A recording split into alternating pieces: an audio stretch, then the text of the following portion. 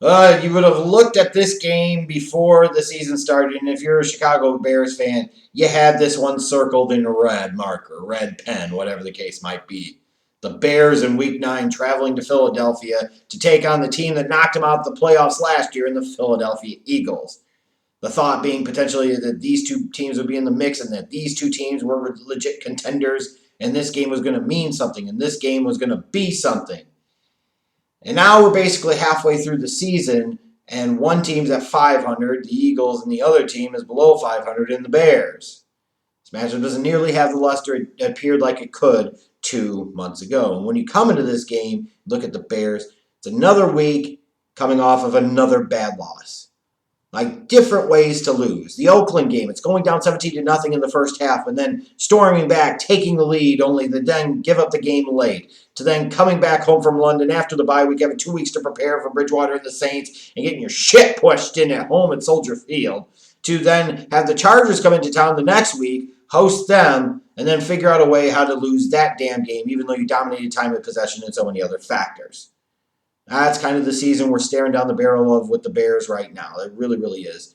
There are 3 straight losses, 3-4, and this season is caving in. It is absolutely caving in. I don't think anybody could look at this and have an incredible amount of optimism right now. What do you have to be optimistic about? The defense is playing a level below where it's been last year. Their quarterback play has regressed significantly. The play calling has also regressed significantly. What is there to be positive about? The offensive line has regressed as a unit significantly. There's so much regression on the offensive side of the ball for the Chicago Bears. And you're supposed to stay optimistic about that? No, the damn season's caving in. It's absolutely caving in on them. Trubisky is terrible. Every once in a while I see one of these wise asses on Twitter that's trying to either A, troll, B, take a contrarian point of view just to do it for the hell all of it, which I like to do sometimes, but at least I have some type of a leg to stand on with some of them. Or you get 3, these people that think that admitting Trubisky is a bust or a failure makes them a bad human being or makes them a bad fan. No, it doesn't. It means you're grounded in reality, that you're not delusional. Because to think that Trubisky has the stuff is delusional. The dude is done. Even if he came out against Philly and he threw for 225 yards and 2 touchdowns, that don't mean shit. When you have a quarterback like him who is shaken and his confidence is rattled, which it clearly is, there really isn't much hope for that kind of kid. There just really isn't. And Nagy certainly isn't helping. Last week it was great. They ran the ball a lot. David Montgomery averaged 5 yards a carry. He went well over 100 yards. You should have seen more of this throughout the year, and it's amazing when you commit to the running game, you commit to running the ball, you can have good things happen, and eventually David Montgomery in the second half busted off a big run. But again, you look at this Bears offense and you say, what is their identity? They don't have one. They don't have one. Even the gimmicks and tricks we saw last year, they're not doing that. The Bears aren't having fun. They're not playing a fun style. There's just nothing to them. And it's probably because Nagy knows Trubisky sucks, but damn it, you can't do anything about that at the moment if you're not going to bench him in favor of Chase Daniel. So do a better job of putting him in positions where he could potentially make plays. Have him run more, for God's sakes. As bad and terrible as Trubisky has been, and he has been terrible, admit it, Nagy has been worse. David Montgomery, as I referenced a moment ago, coming off of his first 100-yard rushing game, was nice to finally see that. It's we drafted him in the 3rd round to be our starting tailback. Then we might want to actually try running him once in a while. And good things happen when you did. But it still doesn't change the fact that this offense really, really sucks. They're 28th in the league in total yards. They stink. Could you imagine trying to argue that Trubisky is a great quarterback or he's going to be a great quarterback when he's in the 3rd year of his career now and the offense is bottom 5 in the league in total yards? How often does that happen where a franchise-level quarterback engineers an offense that is lowest 5 in the league in total yards? That makes no damn sense. And as far as the Eagles go, coming off of that big win in Buffalo last week, feels like that was kind of a season-saving type of win, a chance to build some momentum. That said, their secondary still stinks, and their defensive line is riddled with injuries, especially on the interior, all over the damn place. They can still generate some pass rush, which is a little concerning if you're a Bears fan with that sieve of an offensive line that they have. But the lack of speed and explosiveness from the passing game is something that you really, really notice when you watch the Eagles, and it's really striking. They really don't have speed on the outside. The one guy that they had that produced a bunch of speed on the outside was DeSean Jackson, and for crying out loud, he might just be coming back this week. So yippity, yippity, skippity to all of that. In terms of the keys to victory for this game, I look at the Bears, and the Eagles have struggled a little bit to adjust and deal with in the defensive backfield guys that either are shifty or they're really good route runners.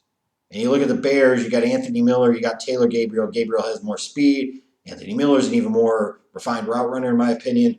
Like, these two guys have got to be involved early. These two guys have got to get into the action. The Eagles' secondary stinks. Put them to work, put them to the test early and often. And the Bears' pass rush has to come to life, for crying out loud. It can't just be Khalil Mack. In this 3-game losing streak, they've had 2 sacks. 2 sacks! All that money you spend on defense and all that alleged big-name star power that you have on defense in the last 3 weeks of the season, you have 2 quarterback sacks. You have to be able to get to the quarterback in this league. You can't get into the quarterback, you're screwed. The Bears can't get to the quarterback the past few games, they are screwed. And the Bears got to look at this as something where they've got to focus and prioritize stopping the Eagles' running game. Like, the Eagles last week went over 200 yards rushing against the Bills, and that's why they won that game. If the Bears can make them one-dimensional in Philly, then they might have a chance, similar to what they did with the Chargers last week. They held down Melvin Gordon and Eckler in the running game, and the Chargers primarily became one-dimensional, although it didn't matter in the grand scheme of things. You have to stop that running game with Jordan Howard and Miles Sanders as that 1-2 running back punch, especially when you think about Jordan Howard being there in Philadelphia. This is a revenge game for him. You have to figure that he's going to be very amped up and very ready to go at this moment. For the Eagles, Jordan Howard's revenge is going to be a key to victory. Here's a chance to stick it to his old team, and coming off of the big performance that running game in Philly had against Buffalo, maybe you'll see more of it here. Get in Trubisky's face. Get in his face at all early. Get him shaking. Get him rattled. He is done. He's cooked. It's over. Good night, Irene. The Bears are losing and your team is winning. And by God, it feels like the 99s or the 90s all fucking over again. Got to get in Trubisky's face. That offensive line stinks, and Trubisky is absolutely horrendous when he's sitting there and having to play against pressure and throw against pressure. So get to him early. Risk giving up the big play because, frankly, what the hell makes you think that Trubisky's going to, A, be able to throw the ball that far down the field, and B, even see the guy, even if he was wide freaking open. And then they got to get offensively DeSean Jackson into the offense as quickly as they possibly can because, again, the one thing they were really missing on the outside in that offense is speed. Well, we know that DeSean Jackson is going to bring quickness and speed in abundance to the wide receiver crew in Philadelphia. So, therefore, as a result, if he's going to be healthy, and it sounds like indications are he's going to be able to play on Sunday, then you got to figure out a way to get him involved in the offense. Because if you do that, the Bears are going to really struggle with him. When I look at this game, I have no positive feelings, no confidence, nothing, but just maybe blind hope. Because even if you say, well, Jeff, I'm surprised you don't want the Bears to lose them all. Shit, it doesn't do any good for them to lose them all at this point because they don't have a first-round pick in 2020. I'm just saying. Usually you want to tank when you have your own first-round pick or maybe your first-round pick and somebody else's first-round pick. Bears don't have first-round picks, so they're kind of stuck with it for the time being.